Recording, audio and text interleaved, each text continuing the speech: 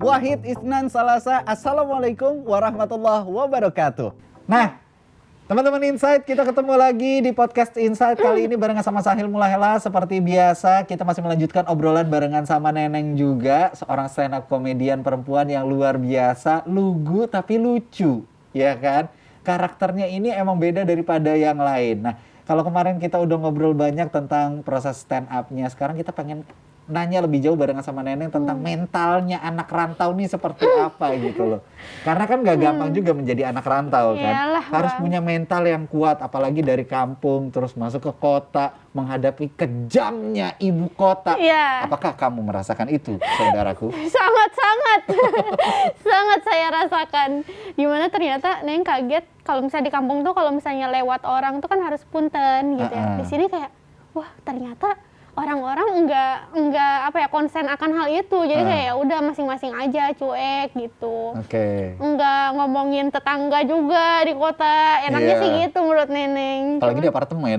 Iya ya masing-masing gitu. Masing-masing banget Masing-masing gitu. banget. Terus tapi yang nggak enaknya kurang hangat aja sih di Jakarta. Jadinya kurang hangat gitu kayak. Karena kalau di kampung tuh kan kita kayak bersaudara banget. Bener. Gitu kan. Sama siapapun kita Iya. saling kunjung-kunjungin gitu. Tapi kalau kita di kota kan ibaratnya kita punya kesibukan masing-masing. Terus juga jarak yang jauh akhirnya bikin kita tuh jadi ya ibaratnya sendiri-sendiri lah. Iya, Padahal iya. ya nggak sendiri-sendiri banget juga gitu kan. Cuman pada saat Neneng dari Garut mau ke Jakarta, itu Neneng tuh udah mempersiapkan segala sesuatunya dengan baik atau apa adanya aja, atau udah coba pelajarin dulu kehidupan di kota kayak gimana? Karena sebelum Neneng stay di Jakarta ini emang Neneng punya saudara di Bogor dan di Depok. Jadi Neneng kayak sering liburan ke sana. Oke. Karena kan kalau dari kampung tuh liburannya ke kota ya. Terus kayak oh ternyata orang kota nih secepat ini gitu kerjanya, terus kehidupannya kayak nggak sesantai di kampung lah gitu. Terus ketika ya Neneng akhirnya lihat gitu ketika Neneng tinggal di Jakarta, mungkin karena ayah juga orang Padang jadi merantau, Neneng juga mungkin kayak ngerasa lebih gampang aja gitu Bang adaptasinya dan nggak keseringan homesick gitu loh.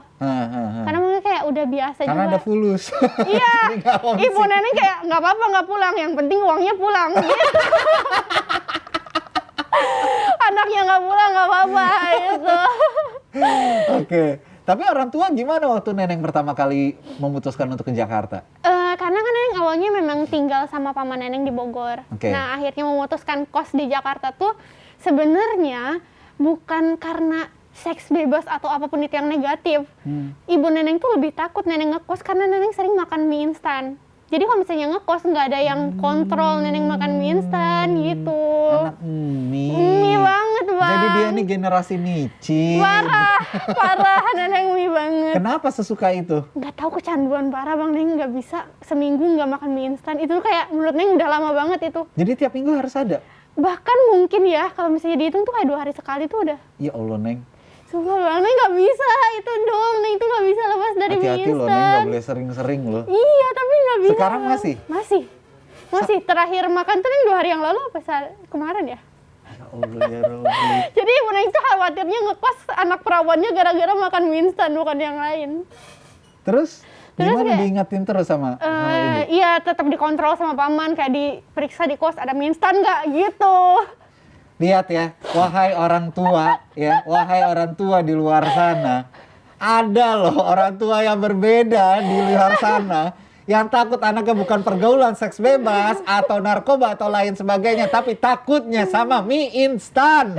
Iya. Itu adalah orang tuanya Neneng. Iya, karena nggak ada kapoknya, Neng udah diinfus berkali-kali tipes, tetap makan mie juga kayak bandelnya di situ. Oke. Kata ibu kayak ya udah boleh ngekos tapi jangan makan mie gitu. Tapi kan tetap akhirnya 2 hari sekali. Iya, tapi kayak ya udahlah nggak ada yang lihat gitu. Nggak ada ibu karena kalau misalnya udah di Ibu, nggak, mudah-mudahan ini Bu. jangan nonton. anakmu Bu, 2 hari sekali Bu, nih 2 hari yang lalu baru habis makan Bu. Karena kalau pertama kali ditanya itu bukan apa kabar tapi kayak makan mie nggak gitu. Jadi makanan favorit? Mie Mie instan. instan. Parah mie instan banget aku tuh. Ya Allah, pantas usus lu keriting ya. Iya. Gitu sih Bang.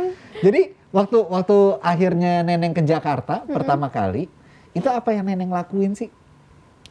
Setelah stand up kan kayak kita kan stand up itu ada asrama di stasiun tersebut, di stasiun TV tersebut kan. Kita asrama selama 3 bulan sampai kompetisinya selesai.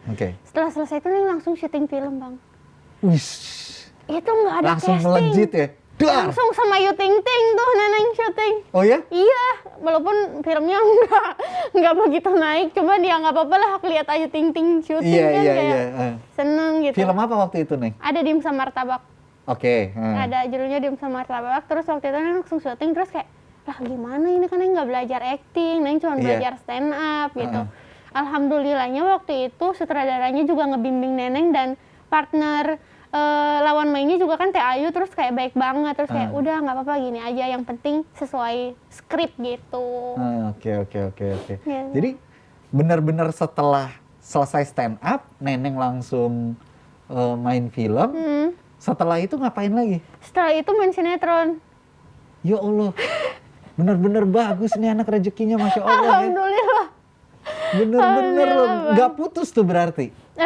Ada, maksudnya kayak ada jedanya lah beberapa bulan, tapi setelah itu Neng main sinetron, setelah itu main sinetron lagi sampai sekarang nyobain web series dan beberapa film lainnya.